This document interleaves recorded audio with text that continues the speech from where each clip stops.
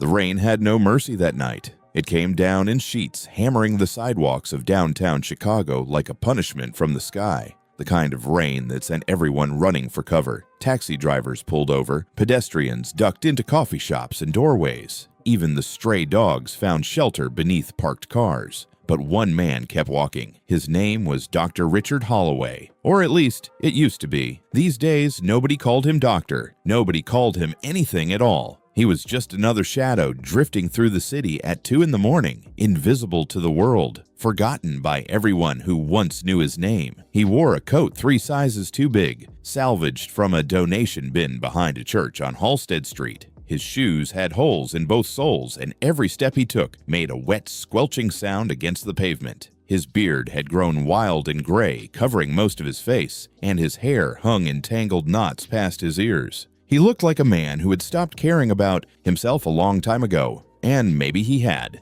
because 4 years ago, Dr. Richard Holloway had been one of the most respected cardiac surgeons in the entire Midwest. He had performed over 2,000 open-heart surgeries in a career spanning 23 years. He had published 46 peer-reviewed papers. He had trained a generation of residents who went on to lead cardiac programs at hospitals across the country. He had been nominated twice for the American Heart Association's Lifetime Achievement Award, and the second time, he won it. His colleagues called him the metronome because his hands never wavered, never rushed, never hesitated. Every stitch was placed at the exact same interval. Every incision was exactly the width it needed to be. Not a millimeter more, not a millimeter less. Watching him operate, one of his former residents once said, was like watching a master watchmaker at work. No wasted motion, no uncertainty, just precision and purpose. He had saved the lives of CEOs, politicians, teachers, children, and war veterans. His hands were legendary, steady, precise, the kind of hands that could hold a human heart and stitch it back together with the calm of a man threading a needle on a Sunday afternoon. 4 years ago, he had a corner office on the 14th floor of Lake Michigan Medical Center. He had a house in Lincoln Park with a wraparound porch and a garden his wife, Catherine, had spent years perfecting. He had a daughter named Lily, who was just starting middle school and who liked to sit on his lap in his study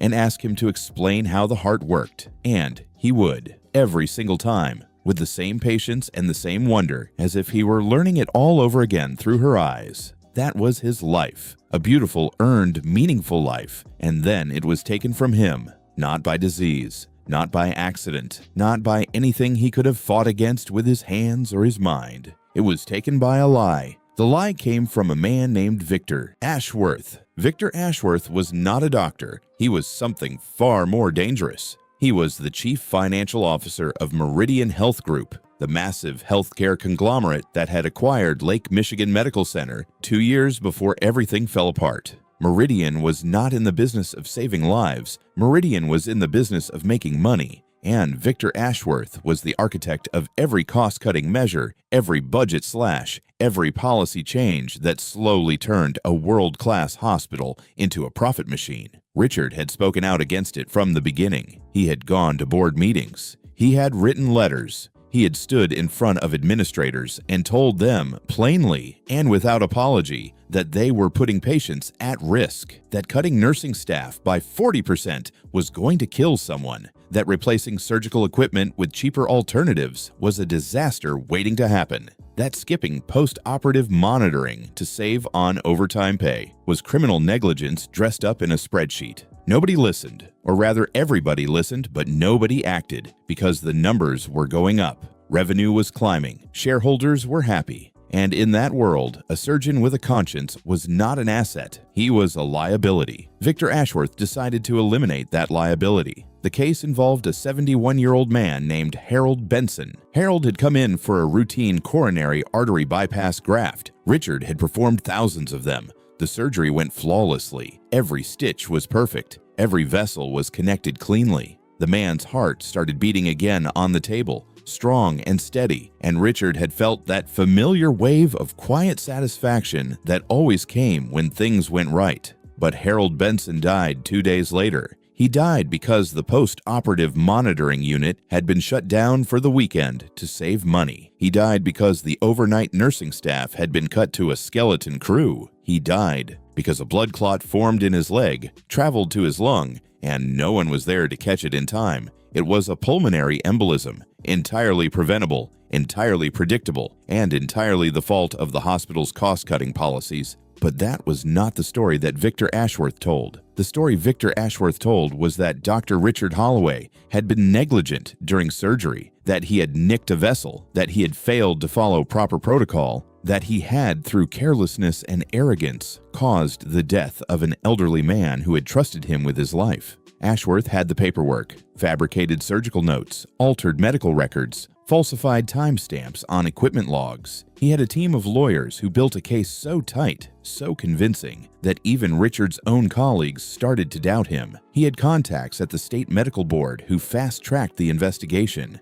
And he had the media who smelled blood and ran with the story before anyone could verify a single fact. Renowned surgeon accused of fatal negligence. That was the headline, and it was everywhere. Richard fought back. Of course he fought back. He hired an attorney. He demanded a full review of the medical records. He requested the original, unaltered surgical logs. But at every turn he was blocked. Evidence disappeared. Witnesses changed their stories. The hospital's own internal investigation, conducted by people who reported directly to Ashworth, concluded that Richard had been at fault. The medical board suspended his license pending further review. The hospital terminated his employment. His malpractice insurance, citing the ongoing investigation, refused to cover his legal fees. His attorney, after 6 months of billable hours, told him there was nothing more he could do. The lawsuit from Harold Benson's family came next. They had been told by Ashworth's people that Richard was responsible, that he had killed their father and husband through negligence. The family wanted justice, and in the absence of truth, the lie was all they had. The settlement drained everything: Richard's savings, his retirement fund, the equity in the house. Catherine begged him to declare bankruptcy, to walk away, to start over somewhere else. But Richard couldn't walk away from the truth. He kept digging. He kept filing motions. He kept writing to the medical board, to journalists, to anyone who would listen. Nobody listened. Catherine left after the 2nd year. She didn't leave because she stopped loving him. She left because she was drowning, because Lily was being bullied at school, because reporters were camped outside their house, because she had lost her job at the university after someone anonymously sent the dean a packet of newspaper clippings about her husband. She left because she had to save what was left of her daughter's childhood. Richard didn't blame her. He never said a single word against her. When she came to collect the last of her things from the house that was no longer theirs, he helped her carry the boxes to the car. He hugged Lily so tight that the girl started crying, and he whispered in her ear that he loved her more than every star in the sky and that none of this was her fault. Then he watched them drive away. That was the last time he saw his daughter's face through anything other than a photograph. The house was sold to cover the remaining legal debts. Richard moved into a studio apartment on the south side, then a room in a boarding house, then a shelter, then the street. The slide was not dramatic. It was not one catastrophic moment. It was a slow, grinding erosion, like water wearing down stone. One day he was a surgeon. The next day he was a man looking for a warm place to sleep. He never drank. He never used drugs. That was one thing people always assumed about the homeless, and it made his blood boil in the early days. The assumption that you had done something to deserve it, that there was a moral failing at the center of your suffering, that the world was just, and if you were sleeping on a bench in January, it was because you had made bad choices. Richard's only choice had been to tell the truth, and the truth had cost him everything. The streets taught him things that no medical school ever could. They taught him that hunger was not just a sensation, but an occupation, a full-time job of figuring out where the next meal was coming from. They taught him that cold was not a temperature, but a companion, one that climbed into bed with you every night and pressed itself against your ribs like a jealous lover. They taught him that invisibility was not a superpower, but a slow death, the gradual erasure of everything that made you human in the eyes of others. He learned which churches gave out meals on which days. He learned which shelters had beds and which ones just had floor space. He learned which emergency rooms would treat you without insurance and which ones would hand you a clipboard and a bill and send you on your way. He learned that the kindest people in the world were often the ones who had the least, and that the cruelest were often the ones who had never missed a meal. And through all of it, he kept his mind sharp. He read discarded newspapers and medical journals left behind at coffee shops. He did surgical simulations in his head, walking through procedures step by step, keeping the knowledge alive, keeping the pathways clear, because some part of him, some stubborn, unbreakable part, refused to believe that this was how his story ended. Now, 4 years later, he walked through the rain on a Tuesday night in October, heading toward the underpass on Wacker Drive, where he usually slept. There was a spot behind one of the concrete pillars that stayed mostly dry, and if he got there early enough, he could claim it before anyone else did. He was thinking about Lily. He was always thinking about Lily. She would be 16 now, maybe 17. He had lost track of the exact date. He wondered if she still liked science. He wondered if she still asked questions about how the heart worked. He wondered if she thought about him at all, or if Catherine had done the wise and painful thing and helped her forget. He was so deep in thought that he almost didn't hear the sound, a screech of tires, the sickening crunch of metal against metal, and then a scream. Richard stopped walking. His body reacted before his mind did. 25 years of surgical training had wired his nervous system to respond to emergencies the way most people respond to their own name being called. It was automatic, involuntary, irresistible. He turned toward the sound and started running. The accident had happened at the intersection of Wacker and Michigan. A black SUV had run a red light and T-boned a sedan on the driver's side. The sedan had spun across the intersection and slammed into a light pole. The SUV had skidded to a stop about 50 feet away. Its front end crumpled. Like tin foil, people were already gathering. A woman was screaming from the passenger seat of the sedan, her door jammed shut. A man in a business suit was on his phone, shouting at a 911 dispatcher. Someone else was filming with their phone, but nobody was helping. Richard pushed through the small crowd and ran to the sedan. The driver's side was completely caved in. He could see through the shattered window that the driver was unconscious. Male, mid-50s, gray suit, blood pouring from a gash on his forehead. His body was pinned by the crumpled door and the steering column. Richard leaned in closer and his heart stopped. He knew that face, even through the blood, even through the distortion of injury and shock. He knew that face the way you know the face of the person who ruined your life, the way you know the face that appeared in your nightmares for years, the way you know the face of the man who took everything from you and never lost a single night's sleep over it. It was Victor Ashworth. For a long moment, Richard just stood there in the rain, staring at the unconscious man who had destroyed him, the man who had fabricated evidence, who had bribed officials, who had lied under oath, who had turned a good surgeon into a ghost, the man who had taken his career, his family, his home, his dignity, and his name. He was bleeding badly. His breathing was shallow and irregular. His left arm was bent at an angle that suggested a compound fracture. And from the way his chest was moving, or rather from the way it wasn't moving on the right side, Richard could tell that he had a tension pneumothorax, a collapsed lung. Air was building up in the chest cavity, pressing against the heart and the other lung. And if someone didn't do something in the next few minutes, Victor Ashworth was going to die, right there in that car. The universe, it seemed, had a sense of humor. Richard could have walked away. He could have disappeared into the rain, just another homeless man that nobody would remember seeing. He could have let the paramedics arrive, which would probably take another 8 to 12 minutes given the weather and the traffic, and by then, it might be too late. He could have let nature take its course and told himself it was justice. He thought about all of this in the span of about 3 seconds, and then he climbed through the broken passenger window. The woman in the passenger seat was Ashworth's wife. Richard didn't recognize her, but she was conscious, though dazed, with a cut on her lip and glass in her hair. She looked at him with wild, terrified eyes. "I'm a doctor," Richard said. The words felt strange in his mouth. He hadn't said them in 4 years. "I'm going to help your husband. I need you to stay very still." He didn't wait for her response. He was already assessing Ashworth's injuries. The pneumothorax was the priority. Without relieving the pressure, the man would go into cardiac arrest within minutes. Richard needed a needle, a large-bore needle, at least 14 gauge, long enough to reach the pleural space through the chest wall. He didn't have one. What he did have was a ballpoint pen, a cheap plastic ballpoint pen that he had found on the ground outside a Walgreens 2 weeks ago and kept in his coat pocket because sometimes he liked to write things down.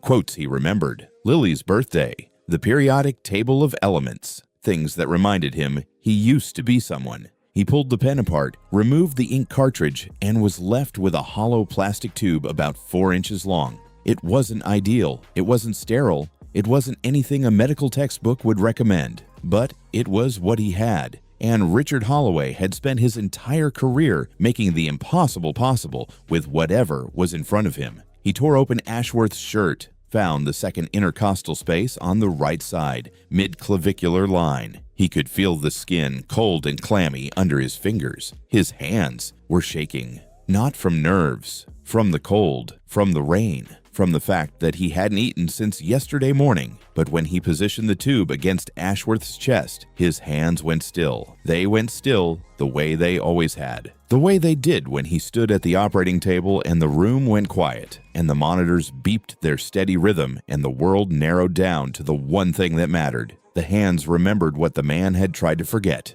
They remembered their purpose. He pushed the tube through the chest wall with firm, precise pressure. There was a rush of air, a hiss, and almost immediately, Ashworth's breathing changed. The right side of his chest began to rise again. The color started to return to his face. His blood oxygen, if Richard could have measured it, would have been climbing. He wasn't safe yet. The head wound was still bleeding heavily, and the fracture in his arm was severe. But the immediate threat, the one that would have killed him in the next 3 minutes, was gone. Richard turned his attention to the bleeding. He stripped off his oversized coat, tore a section of the lining into strips, and pressed them firmly against the gash on Ashworth's forehead. He held pressure with one hand and used the other to stabilize the man's neck in case there was a spinal injury. The woman was staring at him. She hadn't moved. She hadn't spoken. She just stared at this filthy, rain-soaked homeless man who had climbed into her wrecked car and was calmly saving her husband's life with a ballpoint pen and a torn coat. "What's your name?" she whispered. Richard didn't answer. He was listening to Ashworth's breathing, counting the rate, feeling the rhythm of his pulse under his fingertips. 20 years of training, 20 years of muscle memory. It was all still there, all of it, buried under 4 years of grief and cold and hunger, but still there, still alive, still ready. The paramedics arrived 9 minutes later. They had to cut through the driver's side door to extract Ashworth. When they saw the improvised chest decompression, one of the paramedics, a young woman with red hair and freckles, looked at Richard with an expression he hadn't seen directed at him in a very long time. It was respect. "Who did this?" she asked. "He did," Ashworth's wife said, pointing at Richard. "He climbed in and saved him. He said he was a doctor." The paramedic looked at Richard, looked at his torn clothes, his matted hair, his bare feet where his shoes had fallen off somewhere during the rescue. She didn't say what she was thinking. She was too professional for that. But her eyes asked the question. "I used to be," Richard said quietly. "A long time ago." They loaded Ashworth into the ambulance. Richard stood on the sidewalk in the rain and watched them go. The flashing red and blue lights painted the wet street in alternating colors. And for a moment, he was back in the operating room, standing under the surgical lights, feeling the weight of someone's life in his hands. Then the ambulance turned a corner and was gone, and he was just a homeless man standing in the rain again. He found his spot under the overpass. He sat down against the concrete pillar, pulled what was left of his coat around his shoulders, and closed his eyes. His hands were still covered in Ashworth's blood. He didn't wash them. He just sat there, breathing, feeling something he hadn't felt in years. He felt like a doctor again. He slept poorly. The dreams came hard that night. He dreamed about the operating room, about Catherine and Lily, about Harold Benson, the patient whose death had started it all. In the dream, Harold was sitting up on the operating table, very much alive, looking at Richard with sad, kind eyes. "It wasn't your fault," Harold said in the dream. "I know," Richard replied, "but nobody else does." He woke before dawn. The rain had stopped, but the cold had settled in, the kind of cold that gets into your bones and makes you feel like you'll never be warm again. He walked to the McDonald's on State Street, where the morning shift manager sometimes let him sit in the corner and drink coffee from a cup someone had left behind. He sat there for 2 hours, watching the city wake up, watching the people rush past the window with their briefcases and their earbuds and their lives. That made sense. He didn't think about Ashworth. He tried not to. The man was alive, or he wasn't. Richard had done what he was trained to do, what he was born to do, and that was the end of it. He expected nothing. He had learned painfully and thoroughly to expect nothing from the world, but the world, as it turned out, was not done with Richard Holloway. 3 days later, he was sitting on a bench in Grant Park, watching the pigeons fight over a piece of bread, when a black town car pulled up to the curb. The door opened and a woman stepped out. She was well-dressed, maybe 60, with silver hair and sharp eyes. It took him a moment to recognize her. It was Ashworth's wife, Eleanor. He had heard the paramedics say her name that night. She walked straight toward him. She was carrying a paper bag from a deli and a large coffee. She sat down on the bench beside him without asking permission. "I've been looking for you for 3 days," she said. Richard said nothing. "My husband is alive because of you. The doctors at Northwestern said he would have died within minutes if someone hadn't relieved the pressure on his lung. They said whoever did it knew exactly what they were doing." She paused. "They also said it was done with a pen." Richard still said nothing. Eleanor set the coffee and the bag on the bench between them. "I brought you breakfast. I didn't know what you liked, so I got a little of everything." "You didn't have to do that," Richard said. "No, I didn't." She looked at him. "But I also didn't have to spend 3 days driving around downtown Chicago looking for a homeless man who saved my husband's life. And yet here I am." Richard looked at the coffee. He hadn't had real fresh coffee in longer than he could remember. He picked it up and took a sip, and it was so good that he had to close his eyes for a moment. "What's your name?" Eleanor asked. "Your real name." He could have lied. He could have said John or Mike or nobody. But something about this woman, something about the directness of her gaze and the steadiness of her voice, made him tell the truth. Richard Holloway. The name didn't register on her face. Why would it? She was the wife of the man who had destroyed him, but that didn't mean she knew the details. People like Ashworth kept their cruelty compartmentalized. Their wives saw the charity galas and the golf tournaments, not the fabricated evidence and the ruined lives. "Richard," she repeated, "the paramedics told me what you did was remarkable, that it took extraordinary skill and composure. How does a man with that kind of training end up living on the street?" It was the question everyone wanted to ask, but nobody ever did. The question behind the averted eyes and the crossed streets and the quickened pace. How did you get here? What happened to you? What went wrong? Richard took another sip of coffee. "That's a long story. I have time." So he told her, not everything, not the rage and the grief and the nights he lay on the ground and stared at the sky and wondered if anyone in the world remembered that he existed, but the facts, the surgery, the patient's death, the cover-up, the fabricated records, the name of the man who had orchestrated it all. He watched her face as he said her husband's name. He watched the confusion first, then the recognition, then something darker, something that looked like a door opening onto a room she had always known was there, but had never allowed herself to enter. She was quiet for a long time after he finished. "I need to tell you something," she finally said. "Victor has been different these past few years. Distant. He has nightmares. He drinks more than he used to. He gave up his position at Meridian last year. He said he was retiring. But I knew something was wrong. He's been seeing a therapist. He won't tell me why." She looked at Richard with an expression that was equal parts shame and sorrow. "I think I know why now." Richard didn't respond. He didn't know what to say. The idea that Victor Ashworth might feel guilt, might carry the weight of what he had done, was something Richard had never considered. In his mind, Ashworth was a monster. Monsters didn't feel guilt. Monsters didn't lose sleep. But maybe that was the lie Richard had told himself to survive. Maybe it was easier to hate a monster than to hate a man. Eleanor stood up. "Will you come to the hospital? Victor wants to see you." Richard almost laughed. "Your husband wants to see the man he put on the street." "My husband wants to see the man who saved his life," Eleanor said. "And I think if what you've told me is true, there's a conversation that needs to happen." Richard looked at her. He looked at the pigeons. He looked at the coffee in his hand and the paper bag he hadn't opened yet and the gray October sky pressing down on the city like a lid. "I'll think about it," he said. He didn't think about it. He decided before she even got back in the car. He just wasn't ready to admit it yet. He went the next morning. Northwestern Memorial Hospital was 7 blocks from the underpass where he slept. 7 blocks. All this time, he had been sleeping 7 blocks from a world-class medical center where people did the work he used to do, where the hallways smelled like antiseptic and the lights hummed with that specific fluorescent frequency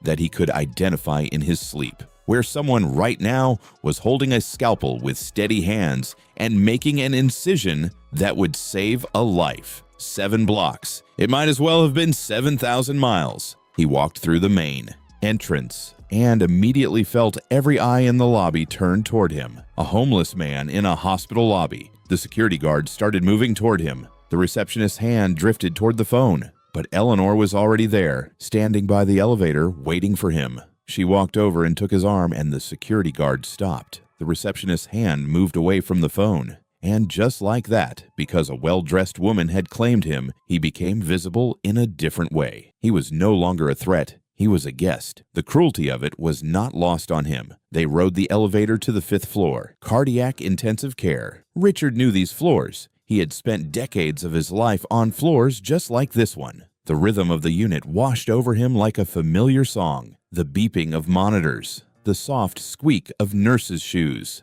The quiet urgency that lived in every corner. The constant awareness that time mattered. That every second counted. That somewhere behind one of these doors, a heart was fighting to keep beating. He had missed it. God, he had missed it. Eleanor led him to room 512. She paused outside the door. "He's awake," she said. "He knows you're coming. I told him everything. Everything you told me." Richard nodded. He pushed open the door and walked in. Victor Ashworth looked small in the hospital bed. That was the first thing Richard noticed. The man who had loomed so large in his nightmares. The man who had been a titan of corporate power, a destroyer of careers and lives, looked small and frail and old in a hospital gown with tubes in his arms and bandages on his head. His eyes were open. They found Richard immediately, and in them Richard saw something that almost knocked him off his feet. He saw recognition, not of a stranger who had saved him, recognition of the man he had destroyed. "I know who you are," Ashworth said. His voice was thin, raspy, broken. "Eleanor told me your name, and I knew. I've known your name for 4 years." Richard stood at the foot of the bed. He didn't sit. He didn't move closer. He just stood there. "You saved my life," Ashworth said. "Yes." Why? The question hung in the air. It was the only question that mattered. Why would a man save the life of the person who had ruined him? Why would a surgeon use his bare hands and a ballpoint pen to pull someone back from the edge of death when that someone had pushed him off a cliff and walked away whistling? Richard had asked himself the same question. He had asked it standing in the rain, covered in Ashworth's blood. He had asked it lying on the concrete under the overpass. He had asked it walking to the hospital this morning. Each step bringing him closer to this room and this moment and this man. And the answer was simpler than he expected. "Because I'm a doctor," Richard said. "That's what I do. You took everything from me. My career, my family, my home,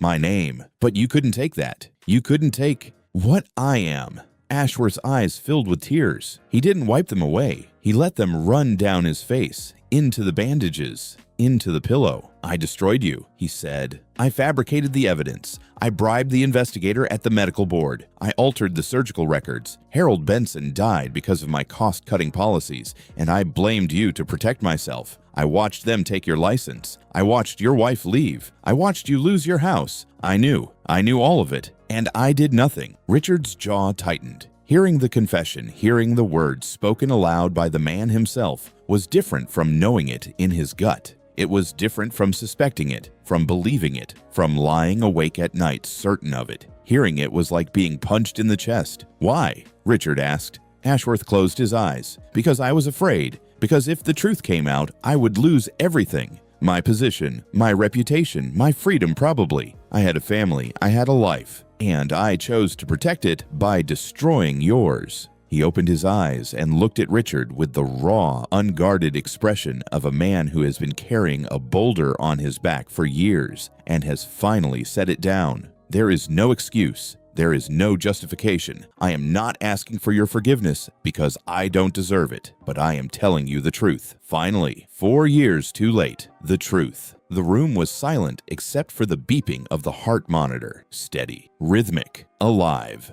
The heart that Richard had saved with a ballpoint pen and hands that hadn't forgotten their purpose. Richard pulled a chair to the side of the bed and sat down, not because he had forgiven Ashworth, Not because the rage and the grief and the loss had evaporated, but because he was tired of carrying it, tired of the weight. "I need you to do something," Richard said. "Anything. I need you to tell the truth. Not to me, to the medical board, to Harold Benson's family, to the people who investigated my case. I need you to write a statement, sign it, have it notarized, and submit it to everyone involved. Every fabricated record, every bribed official, every lie." Ashworth nodded. "I'll do it. I need you to understand what you're agreeing to. You'll likely face criminal charges, fraud, obstruction of justice, possibly manslaughter depending on how they charge Harold Benson's death. You could go to prison. I know. And you'll do it anyway?" Ashworth looked at him. "I should have done it 4 years ago. I've been dying slowly ever since. Not from this." He gestured at the hospital bed. "From what I did to you, it's been eating me alive. The nightmares, the guilt. I left Meridian because I couldn't look at myself anymore. I've been sitting in my house waiting to die because I was too much of a coward to do the one thing that might make it stop." He took a shaky breath. "You saved my life 3 days ago. Let me try to give you yours back." Richard sat in that chair for a long time. He sat there while Eleanor came back in and stood by the window crying quietly. He sat there while a nurse came in to check Ashworth's vitals. He sat there while the sun moved across the floor and the shadows shifted and the monitors beeped their steady, relentless rhythm. And then he stood up and he walked out of the room and he stepped into the hallway of the hospital where the fluorescent lights hummed and the antiseptic smell filled his lungs. And he felt something crack open inside his chest, not his heart. His heart had been broken for 4 years, and broken hearts don't crack. They've already shattered. What cracked open was something deeper, something harder, something that had calcified around him like armor during the years on the street. Hope. He hadn't felt it in so long that he almost didn't recognize it. It was small and fragile and terrifying, like holding a baby bird in your hands and knowing that the slightest wrong move could crush it. But it was there, and it was real. Victor Ashworth kept his word. From his hospital bed, he dictated a 47-page statement to his attorney. He named every falsified document. He identified every bribed official. He provided dates, amounts, account numbers, and email correspondence that he had kept in a private server for 4 years, unable to delete the evidence of his own guilt. His attorney told him he was insane. His attorney told him he was confessing to multiple felonies and guaranteeing himself a prison sentence. His attorney told him to think about Eleanor, about their children, about their grandchildren. Ashworth told his attorney to file the statement or find a new client. The statement was delivered to the Illinois State Medical Board on a Thursday morning. By Thursday afternoon, Richard Holloway's case had been reopened. By Friday, 3 investigators who had been involved in the original case were placed on administrative leave pending their own investigations. By the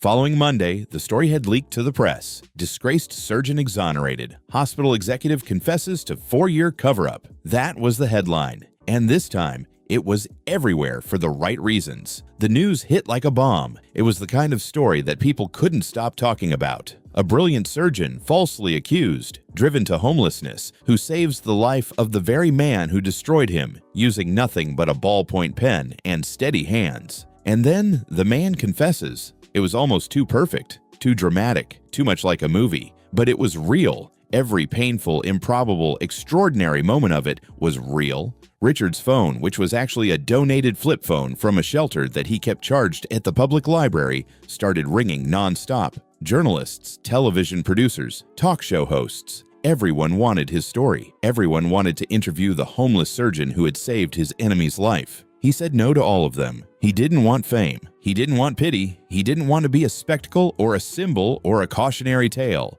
He wanted one thing. He wanted his license back. The medical board moved faster than anyone expected. With Ashworth's confession and the mountain of evidence he provided, the case was clear-cut. The original findings of negligence were vacated. The suspension was lifted. On a cold morning in late November, Richard Holloway received an envelope in the mail at the shelter where he was still living. Inside was a letter from the Illinois State Medical Board. His medical license had been fully reinstated. He read the letter 3 times. Then he sat on his cot in the shelter and wept. He wept like a child. He wept for the 4 years he had lost, for the surgeries he hadn't performed, for the lives he hadn't saved, for the hands that had gone unused, for the daughter he hadn't held, for the wife he hadn't kissed goodnight, for the man he used to be, and the man he had become, and the impossible, fragile bridge between them. A man sitting on the cot next to him, an older man named Frank, who had been on the streets for 11 years, reached over and put a hand on Richard's shoulder. "Good news or bad news?" Frank asked.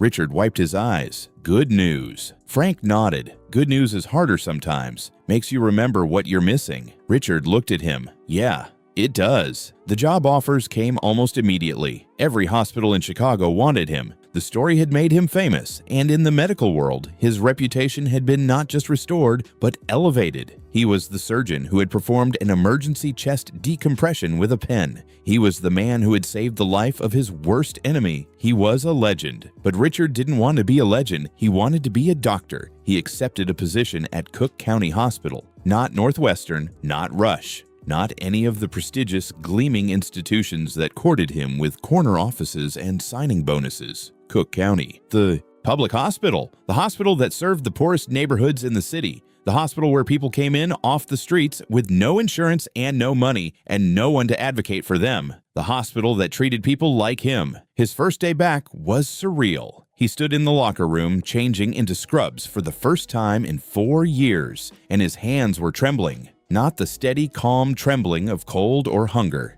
This was different. This was the trembling of a man standing at the edge of something enormous, looking down, knowing he's about to jump. He pulled on the scrubs. He tied the drawstring. He looked at himself in the mirror. The beard was gone. Eleanor had insisted on paying for a barber. The hair was cut short and clean. The hollows in his cheeks were still there, the shadows under his eyes, the lines that 4 years on the street had carved into his face. But behind all of that, behind the damage and the wear, he could see the man he used to be. Not the same man. That man was gone. But someone new, someone forged in the fire of suffering and injustice and loss, someone who knew what it meant to lose everything and still choose to save a life. He walked into the operating room. The team was assembled. The patient was prepped. A 53-year-old woman named Rosa Gutierrez. Triple vessel disease. She needed a coronary artery bypass graft, the same surgery he had performed on Harold Benson, the same surgery that had started his downfall. The scrub nurse handed him his gloves. He pulled them on, flexed his fingers, felt the familiar snap of latex against skin. "Good morning, everyone," he said. His voice was steady. "Let's take care of Mrs. Gutierrez." He made the first incision, and as the blade touched skin and the work began, everything else fell away. The years on the street, the rain, the cold, the hunger, the shelter cots, the concrete pillars, the nightmares, Ashworth, the lies, the headlines, the courtroom, the lost house, the lost wife, the lost daughter, all of it fell away. And there was only the surgery, only the heart, only the work of saving a life. His hands were steady. They had always been steady. Rosa Gutierrez survived. She made a full recovery. She sent Richard a card from her hospital room that said, in shaky handwriting, "Thank you for giving me more time with my grandchildren." He kept that card. He kept it in the breast pocket of his white coat, next to his reinstated medical license, and he carried them both with him every day. He operated 3 days a week. On the other days, he volunteered at the free clinic on the west side, treating patients who had nowhere else to go. He started a program with the hospital to provide medical screenings at homeless shelters across the city. Every Tuesday and Thursday evening, he showed up at a shelter with a stethoscope and a blood pressure cuff, and the kind of attention that most of these people had never received from anyone in a white coat. The first time, he showed up at a shelter with his medical bag. The staff looked at him like he was lost. A cardiac surgeon volunteering at a homeless shelter on the south side of Chicago on a Tuesday evening. It didn't compute.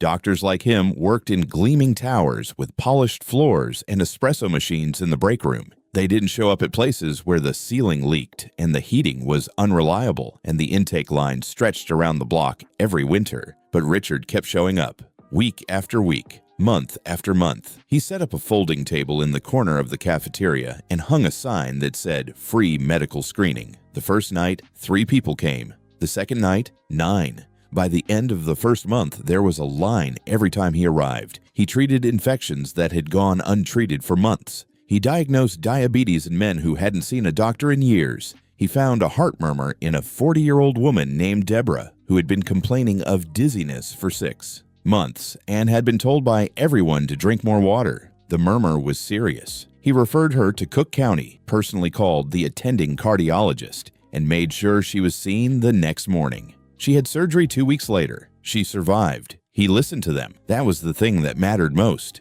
He listened to their stories. He listened to the veterans with PTSD and the mothers with nowhere to go and the men who had been laid off and evicted and forgotten. He listened because he knew what it felt like to be invisible. He knew what it felt like to have the world look through you as if you weren't there. He never told them he had been one of them. He didn't need to. They could see it in his eyes. They could feel it in the way he touched them, gently, respectfully, as if they mattered, because they did. 3 months after his reinstatement, he got a phone call. It was Catherine. She had seen the news. Everyone had seen the news. She had watched the story unfold from her apartment in Milwaukee, where she had been living with Lily, teaching English at a community college and trying to build a life from the wreckage. "I'm so sorry, Richard," she said, and her voice broke on his name. "Don't be sorry," he said. "You did what you had to do. You protected Lily. That's the only thing that matters. She wants to see you." Richard's eyes closed. "I want to see her too." They met at a diner in Milwaukee on a Saturday afternoon. Catherine was already there when he arrived, sitting in a booth by the window, looking older and thinner and sadder than he remembered. But her eyes were the same, brown and warm and kind. And next to her was Lily, 16 years old. Taller than her mother now, long brown hair pulled back in a ponytail, glasses. She was wearing a sweatshirt from her high school science club. She had her mother's eyes and her father's hands, long and precise and steady. When she saw him walk in, she stood up. She didn't run to him. She didn't scream or cry. She just stood there, looking at him with those brown eyes. And then she said the thing that broke him wide open. "Hi, Dad." 2 words, 2 syllables. The most beautiful sound he had ever heard. He crossed the diner in 4 steps and held his daughter for the first time in 4 years. He held her so tight that his arms ached. She buried her face in his chest, and he buried his face in her hair, and they stood there, in the middle of a diner in Milwaukee, holding each other while the waitress pretended not to cry,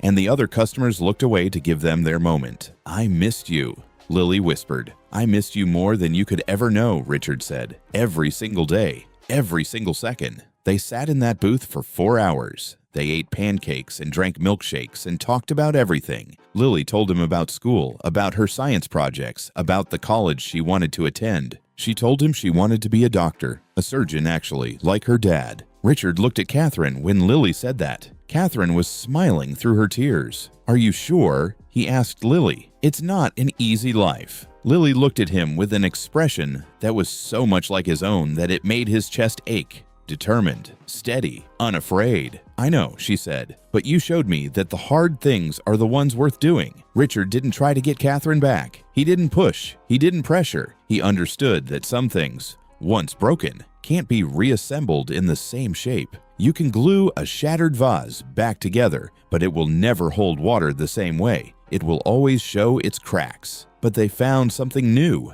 not a marriage, not a reunion, something quieter, a friendship built on shared history and mutual respect and the love they both felt for their daughter. They talked on the phone twice a week. They co-parented across the distance. They showed up for Lily's science fairs and school plays and award ceremonies, sitting together in the audience like 2 people who had survived a war and come out the other side, not unscathed, but alive. And that was enough. It was more than enough. It was more than Richard had dared to hope for during those long, cold nights under the overpass. Victor Ashworth was charged with fraud, obstruction of justice, and involuntary manslaughter in the death of Harold Benson. The trial lasted 3 weeks. It was national news. Every major network covered it. Legal analysts debated it on cable television. Social media erupted with opinions, hot takes, and the kind of performative outrage that the internet specializes in. But underneath all the noise, there was a simple story. A powerful man had lied. An innocent man had suffered. And the truth, as it always does, had eventually clawed its way to the surface. Ashworth pleaded guilty to all charges. He stood before the judge and admitted to everything, in detail, without excuse, without deflection, without the army of lawyers that his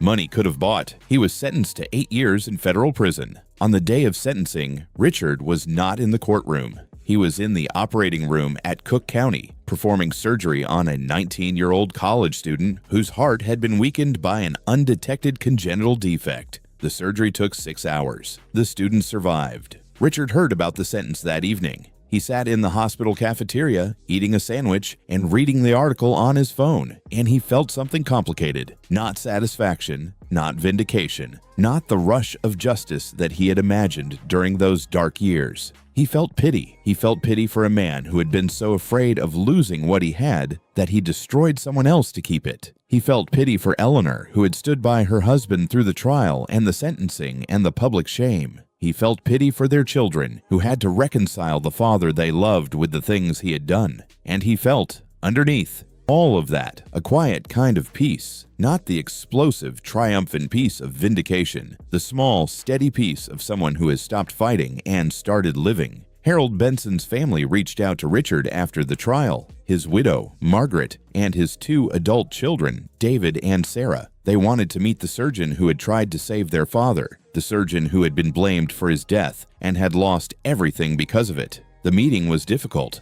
Margaret was 74 years old, frail and soft-spoken, with the gentle demeanor of someone who has spent a lifetime taking care of others. She held Richard's hands and told him she was sorry. Sorry for believing the lies, sorry for the lawsuit, sorry for the part she had played, however unwitting, in his destruction. Richard told her what he had never been able to tell her before. He told her about the surgery, how perfectly it had gone, how strong her husband's heart had been when it started beating again on the table, how Harold had smiled at him in the recovery room, groggy and confused but alive, and said, "Did you fix me, Doc? I fixed you." Richard had told him, "You're going to be fine." And he should have been fine. He would have been fine if anyone had been watching. Margaret cried. David cried. Sarah stood with her arms crossed and her jaw clenched, trying not to cry. And then she cried, too. "He talked about you," Margaret said. "After the surgery, before everything went wrong. He said you had the steadiest hands he'd ever seen." Richard looked down at his hands. The hands that had held Harold Benson's heart. The hands that had saved Victor Ashworth's life with a ballpoint pen. The hands that had been idle for 4 years and were now finally doing what they were made to do. "Thank you, Margaret," he said. "That means more than you know." She invited him to Harold's grave. They went together on a Sunday morning, the whole family, and stood in a small cemetery in Oak Park while the autumn leaves fell around them like copper confetti. Richard placed his hand on the headstone and stood there for a long time, saying nothing, feeling the cold granite under his palm and the weight of a loss that had shaped the last 4 years of his life. "I'm sorry I couldn't save you, Harold," he said quietly, "but I promise you, your death was not in vain. The truth came out, and the man responsible is paying for what he did." Margaret took his arm as they walked back to the car. She didn't say anything. She didn't need to. Some things are beyond words. 2 years passed. Richard Holloway became the head of cardiac surgery at Cook County Hospital. He didn't campaign for the position. He didn't lobby or network or play politics. The hospital's chief of medicine, a no-nonsense woman named Dr. Evelyn Park, simply walked into his office one morning and told him the job was his if he wanted it. "I want someone who cares more about patients than budgets," she said. "I want someone who will fight for every life that comes through those doors, regardless of their insurance status or their address or the clothes they're wearing. I want someone who understands what it means to be forgotten by the system." She looked at him. "I think you understand." "Yeah," Richard said. "I think I do." Under his leadership, Cook County's cardiac surgery program became one of the best in the state. Not the most profitable, not the most prestigious, the best, as in the highest survival rates, the lowest complication rates, the best outcomes for the patients who needed it most. He hired surgeons who cared. He fired administrators who didn't. He implemented post-operative monitoring protocols that were the gold standard for patient safety. He personally reviewed every case, every chart, every surgical plan. And he made one rule that was non-negotiable, a rule that was posted on the wall of every operating room and every nurse's station and every break room in the department. No, patient is expendable. Lily visited him every other weekend. She would take the train from Milwaukee on Friday evening and stay with him in his small apartment on the north side. It wasn't the house in Lincoln Park. It wasn't the wraparound porch and the garden. It was a 2-bedroom apartment above a laundromat, and the neighbors played music too loud, and the elevator was always broken. But it was home, because Lily was there, and wherever Lily was, that was home. She sat in his study just like she used to and asked him to explain how the heart worked. And he did, every time, with the same patience and the same wonder, as if he were learning it all over again through her eyes. One evening, she asked him a question she had never asked before. "Dad, when you saw that man in the car, the man who ruined your life, were you tempted to just walk away?" Richard looked at his daughter. She was 17 now, preparing for college, already accepted into a pre-med program at Northwestern. She had his hands and her mother's eyes and a mind that cut through nonsense like a scalpel through tissue. "Yes," he said, "I was tempted." "For how long?" He thought about it. "About 3 seconds." "What made you decide to help him?" Richard leaned back in his chair and looked at the ceiling. He thought about the rain. He thought about the crumpled car. He thought about the blood on the windshield and the shallow breathing and the improvised pen tube, and the moment his hands went still. "Because if I had walked away," he said, "he wouldn't be the one who destroyed me. I would be. I would have become the thing he tried to turn me into, a man who doesn't care about human life, a man who lets someone die because it's convenient." He looked at her. "He took 4 years of my life, Lily. 4 years. But those 4 years taught me something. They taught me that what you do when nobody's watching, when nobody would blame you, when you have every right to walk away, that's who you really are. Not your degree, not your title, not your house or your car or your bank account. Who you are is what you do when it costs you something." Lily was quiet for a moment. Then she said, "That's why I want to be a surgeon, because of what I told you, because of what you did." Richard Holloway didn't get his old life back. That life was gone. The house in Lincoln Park was someone else's now. The marriage was over. The years were lost. The gray in his hair and the lines on his face and the scars on his heart, those were permanent. You don't walk through fire and come out without burns. But he got something else, something he hadn't expected,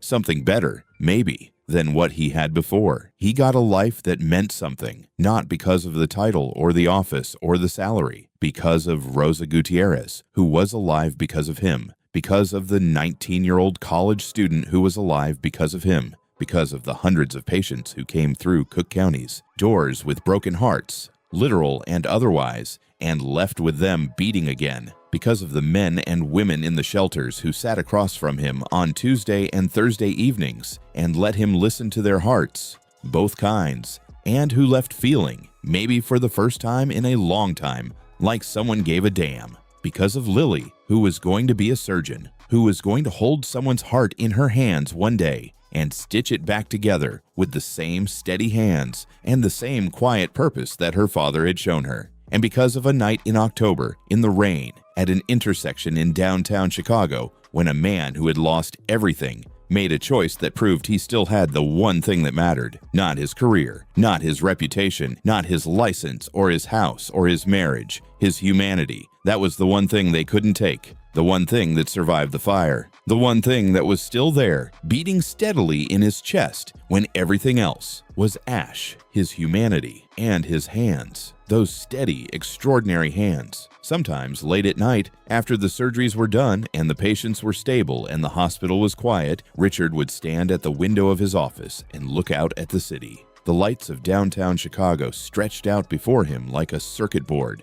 thousands of windows glowing in the dark, and behind each one, a life, a story, a heart beating. He would think about the overpass on Wacker Drive, about the concrete pillar where he used to sleep, about the cold and the rain and the long empty hours when the world felt like it had forgotten he existed. And then he would look at his hands, at the veins and the tendons and the fine lines of his knuckles, at the hands that had held 1,000 hearts, that had trembled in the cold and gone steady under pressure, that had healed and been broken and healed again. He would close his eyes and feel, in the quiet of the office, in the hum of the hospital, the same thing he had felt that night in the rain when he climbed into a stranger's car and saved a life that didn't deserve saving. Purpose. Not the kind of purpose that comes from a title or a paycheck or a name on a door. The kind that comes from somewhere deeper. The kind that lives in your bones. the kind that survives everything, every loss, and every betrayal, and every cold night on the ground,